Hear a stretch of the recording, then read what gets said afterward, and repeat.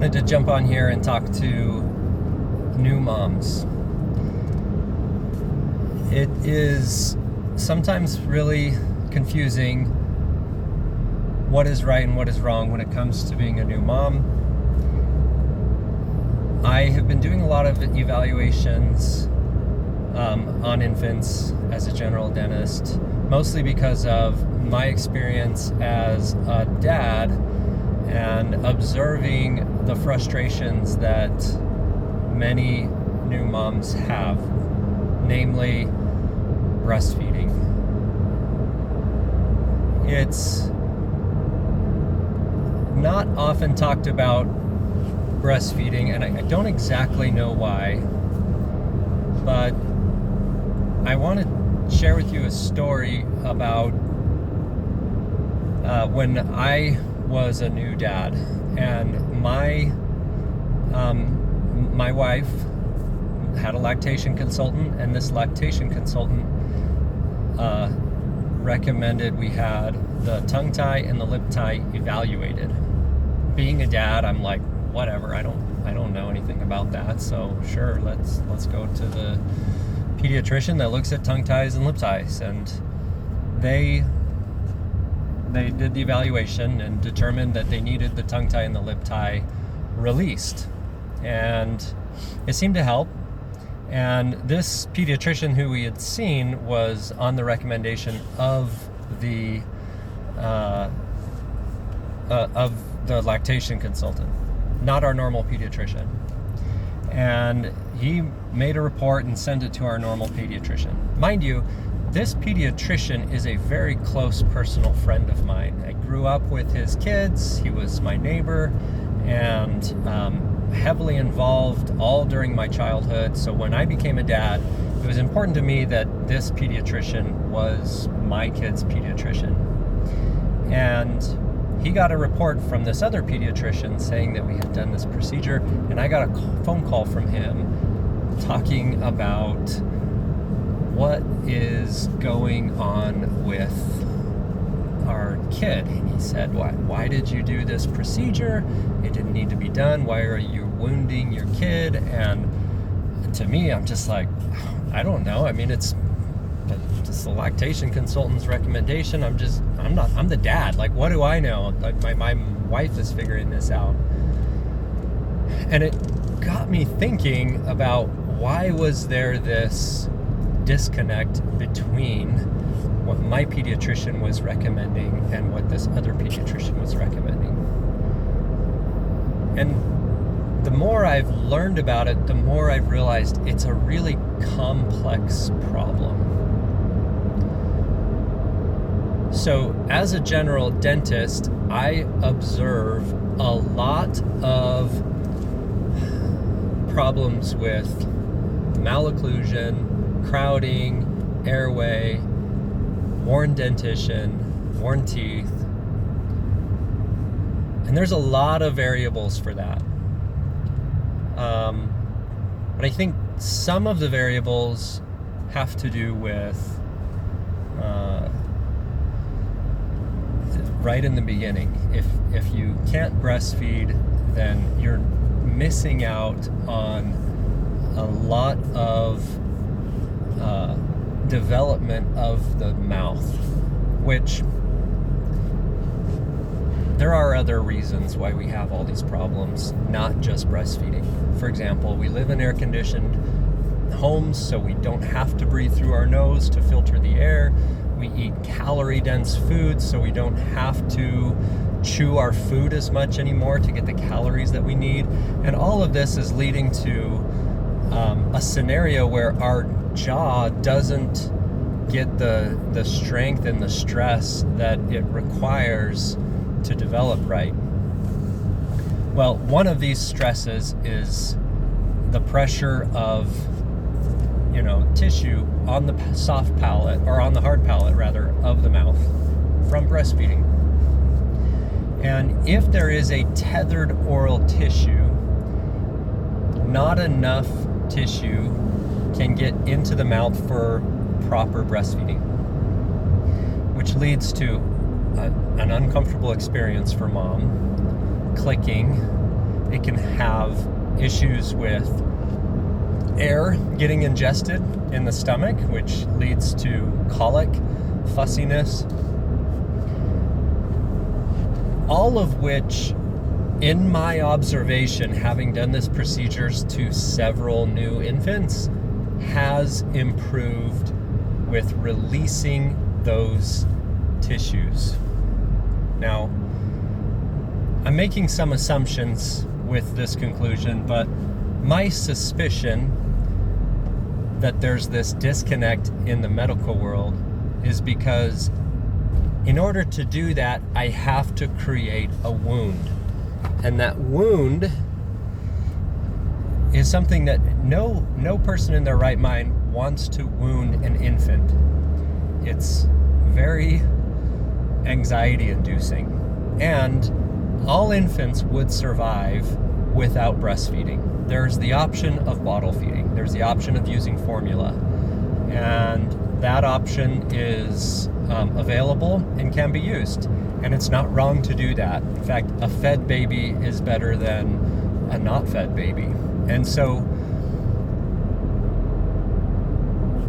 if I put my tinfoil hat on and I ask myself, well, why aren't all doctors recommending this procedure if there is so many benefits to it? And I think partly it's that. I suspect that partly it's also that insurance does not reimburse doctors for this procedure to be done, and therefore if insurance isn't going to pay for it, then doctors are not going to invest in the proper equipment to do it. And so they're left with a knife or scissors. And although that works, it creates a significant amount of bleeding, and it creates a situation where it can reattach. And so then you get very frustrated because you have this tethered oral tissue released, but it doesn't help, and it gets reattached. And there's this chasing of the tail in order to get the results that you're after, and you're not getting those results. So the reason I think that this has fallen into the world of dentistry in many cases is that we very often in the dental field, we operate in the world of, we have to talk to people about money. We have to ask for an out-of-pocket. We have to ask for a copay in many cases. In every case almost. There's a patient portion, there's an insurance portion. And so we're used to that world. We're used to talking to people about the nuance and the complexity of different procedures cost a different amount. Whereas medical insurance, once you reach your deductible, everything's supposed to be covered. And so that's all my hypothesis. I don't know if that's true or not. But it's led me to be in a position where I'm able to invest because I'm comfortable and I'm capable of just asking for the money that it costs to do this procedure. I'm able to invest in the type of equipment that does the procedure correctly. That being a CO2 laser. Now, the CO2 laser that I have also works on teeth, and it does a lot of other different things which are beneficial for dentistry. And there are other people who can get CO2 lasers that don't cost as much as mine. But it just so happens that the CO2 laser that I got is really, really good at releasing that tissue with very, very minimal bleeding. And as a matter of fact, I was so curious about what this felt like that when I went to the training on orienting myself on using this laser, I asked the instructor to release my own tongue tie. This was 2 years ago. And it hurt. It did not feel good. The best way I can describe it is because this laser is so gentle, I can do fillings without any anesthetic. And so it's really kind of been a game changer in all of dentistry. But as it relates to tissue, it believe it or not, it hurts a little bit more on tissue than it does on teeth. But it hurts in the same way that a deep tissue massage hurts. Like when I get a deep tissue massage and they find a knot in my back, they're rolling it with their thumb. It's uncomfortable, but when they're done, it feels fine. And that's almost exactly what it felt like for me to have my tongue tie released with the laser. They were physically cutting my tissue with a laser, but it wasn't a sharp cutting, stabby pain that you would expect. It was more of that deep tissue massage, really a tight sensation. And when it was done, it felt fine.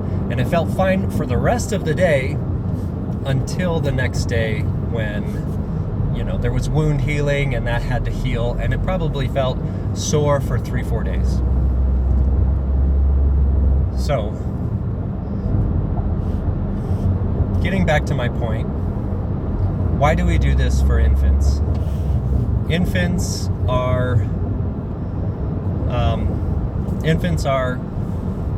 needing to eat, and that eating is a natural reflex. There's a natural reflex to suckle, and that reflex will get untrained from infants by 18 weeks.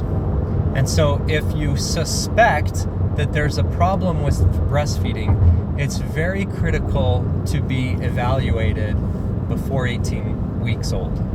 And if we can get that tissue released or resolved in the first 18 weeks, the infant will be able to flare its upper lip out, and it'll be able to get enough tissue into the back of the mouth so that the tongue can roll the tissue and express milk in a really comfortable way. So I say all of this. There are a lot of infants that don't need this procedure. And as a matter of fact, no infants technically need this procedure. But everybody who suspected there's a problem, and the mother's intuition is very smart, if they suspect there's a problem, those who have pursued that consultation, either with a chiropractor or a lactation consultant, or I'm happy to talk to you about it, and followed through with the procedure, if we deem it necessary to be done, they've all found it to be an improvement and a help to this journey of breastfeeding. So I hope that clears up some things. I hope it clears up some of the confusion around should you or shouldn't you look into this. And I hope that this new chapter of motherhood can be a chapter that is, an exciting one, and one that fills you with lots of love and joy and all of those things. Anyways, hope that helps.